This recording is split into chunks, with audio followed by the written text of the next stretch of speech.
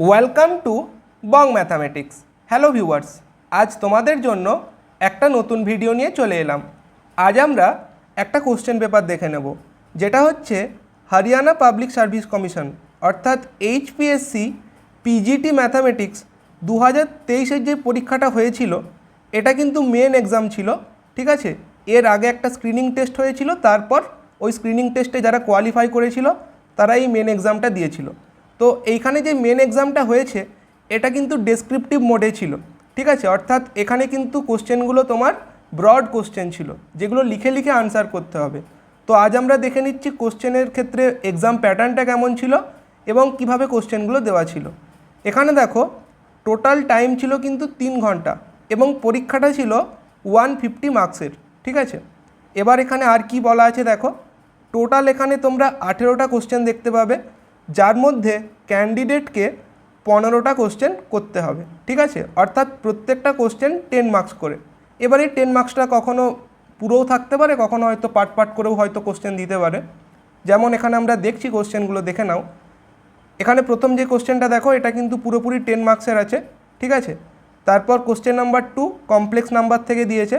Question number 3 দেখো, এটা দুটো পার্টে আছে, যার মধ্যে সেকেন্ড পার্টে কি দিয়েছে, এই যে ফাংশনটা আছে বাইজেক্টিভ হবে কি না চেক করতে বলেছে। তারপর কোশ্চেন নাম্বার 4 দেখো, বাইনোমিয়াল এক্সপানশন থেকে দিয়েছে একটা পার্ট, আর একটা দিয়েছে ইনইকুয়ালিটি থেকে।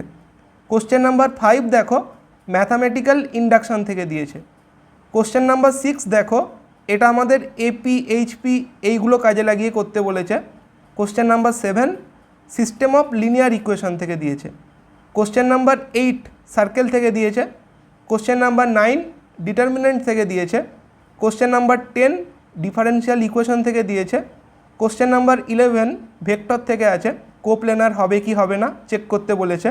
কোশ্চেন নাম্বার 12 বাইনোমিয়াল ভেরিয়েবল থেকে দিয়েছে, অর্থাৎ প্রবাবিলিটি থেকে। কোশ্চেন নাম্বার 13-এর একটা পার্ট দেখো, আইগেন ভ্যালু আইগেন ভেক্টর এই জায়গার থেকে দিয়েছে।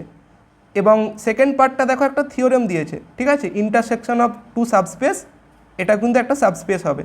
কোশ্চেন নাম্বার 14 দেখো, কন্টিনিউটি থেকে দিয়েছে।